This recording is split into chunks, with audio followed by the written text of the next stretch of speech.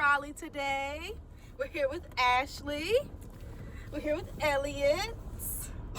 And we're on our way to the Contemporary Arts Museum.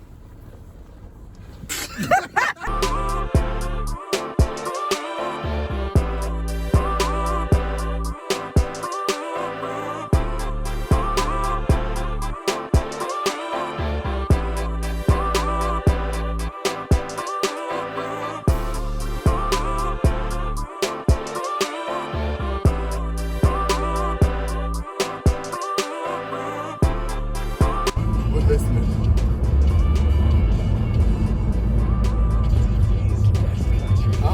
Not today's best country. Okay. Yeah, because it's your song, clearly. This is something you listen to all the time, though, for real? Yeah, TVR 94.7. We're country. Okay. Country it is. Now, I can get into the 103 and the 107, but this 94 is new. Okay, so insert a dance break from Elliot. There is street parking outside of the museum, but there are very few spots. And after circling the block a few times, we decided to park in the nearest parking deck. And I believe we paid about $3 for a few hours. And it was pretty convenient and really close by.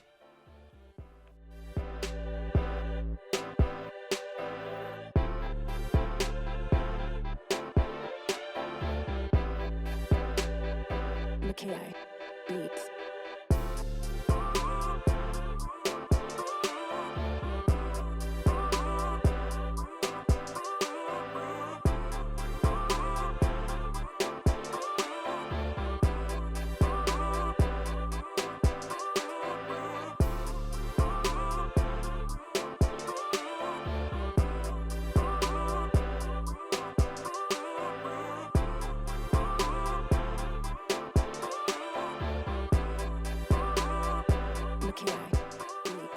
Once you enter the gallery, you are immersed in the colorful installments from the tie-dyed mural taking up an entire wall to the larger-than-life installation in the center of the room.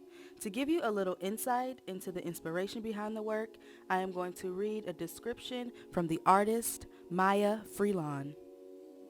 On August 29th, 2005, Hurricane Katrina began bearing down on the Gulf Coast.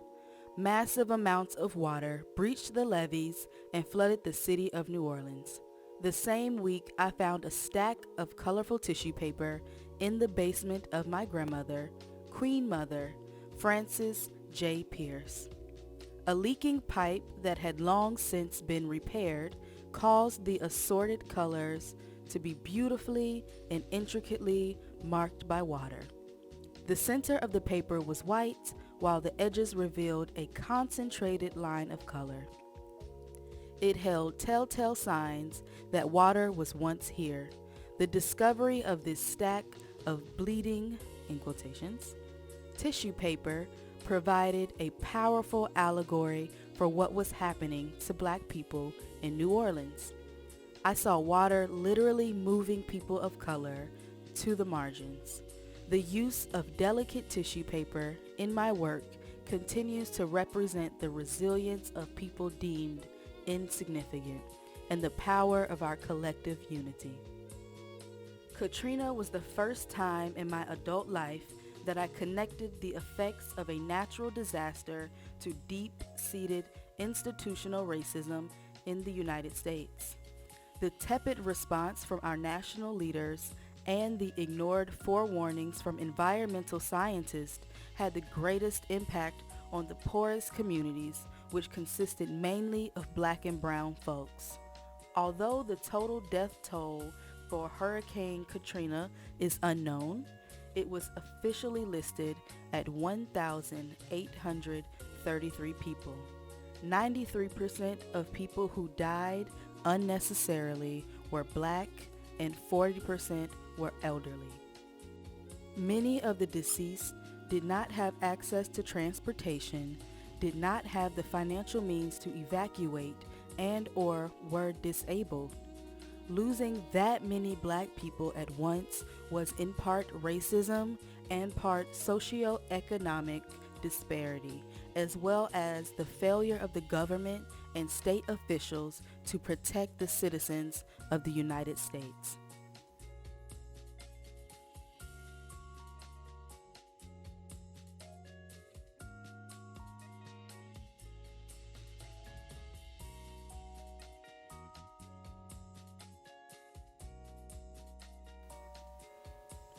Once I was able to collect myself from such a description, I was then awestruck by such an astonishingly beautiful portrait on the other side of the wall.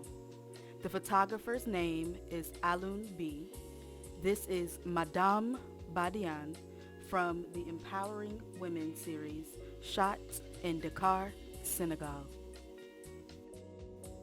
The portrait was absolutely breathtaking, and if you would like to see more of his work, I will leave a link down in the description box.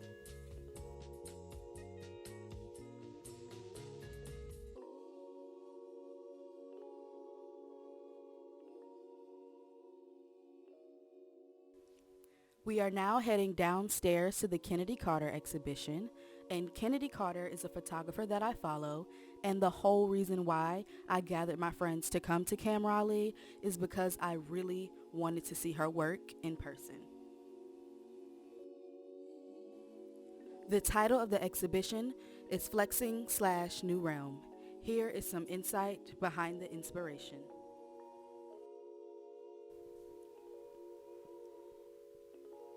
Kennedy Carter explores ideas of blackness related to wealth, power, respect, and belonging in her new series of photographs. Carter dressed friends and acquaintances in historically inspired costumes that represent wealth and power. History is referenced, rejected, and reimagined. The images compel us to ask questions. How can looking back in time move me forward? Who and what represents wealth? Does money mean respect? Where do I fit? What assumptions do I make based on appearance? Who is flexing? What is underneath wealth and power? What makes me feel seen? Where do I belong? The images were shot on a Mamiya RZ67 in a studio created for the exhibition at Cam Raleigh, as well as on location in Carter's hometown of Durham. This is her first solo museum exhibition and is a part of an ongoing series.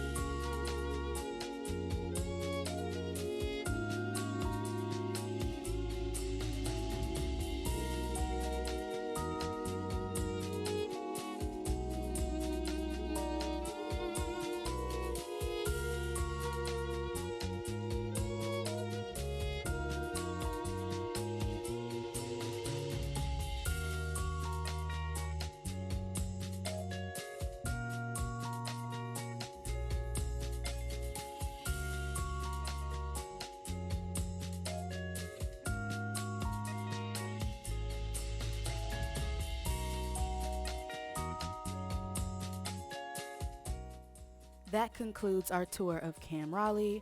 We decided to explore downtown, and right around the corner, we came across a tea shop called Heirloom that serves coffee, tea, and sake.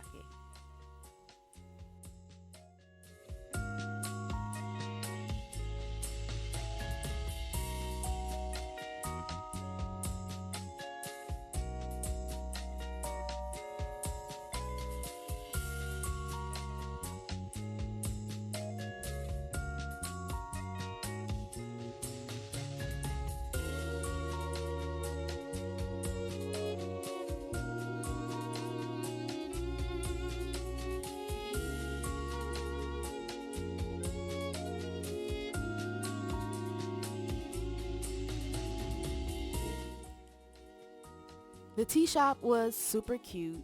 We each decided to try something different so we can give an honest review and kind of like, see what we wanted. The barista was super helpful. We gave him a pseudonym in the review, and I was impressed. I consider myself a tea connoisseur. So I loved that they used raw organic loose leaf tea. And I don't know about y'all, but I like to see my food and my drinks and my stuff. So I was really excited that they used clear teapots so I could see my tea steeping. They also used timers because different teas steep better at different times. It's normally a range from like 3 to 5 minutes, but he timed each tea to make sure it was steeped at a good point and used a double strainer. So I was like, okay.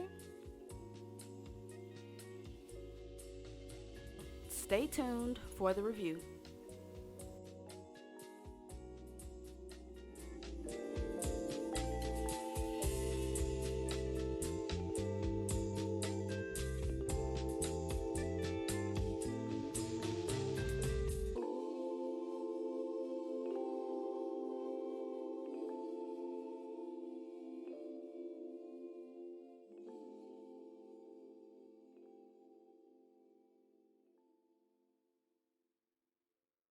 Wasn't it the cookie was fantastic. Mm-hmm. Okay, so we got our tea. All right. Should have asked him what this was. And then I forgot. okay. Should I ask about what? Which kind she got? Oh, His you got favorite. He look like a Matt, right? It's Okay. Matt's He does favorite. like 'em. So she got Matt's favorite. I got oolong tea, and I got gunpowder. gunpowder. And something else. It's a green tea, There we but he didn't. Okay. So we just gonna see. I don't know what gunpowder is about. I'm stirring up. Go for it. Oh, damn. I'm Girl. stirring up. Mine's still a little hot. It's hell. Yeah. It's good though. I'm stirring up my honey to try to see, because I feel like his idea is sweet and my idea is sweet are very different ideas of sweet. This is disrespectful. No, mine is really good. The tea is excellent.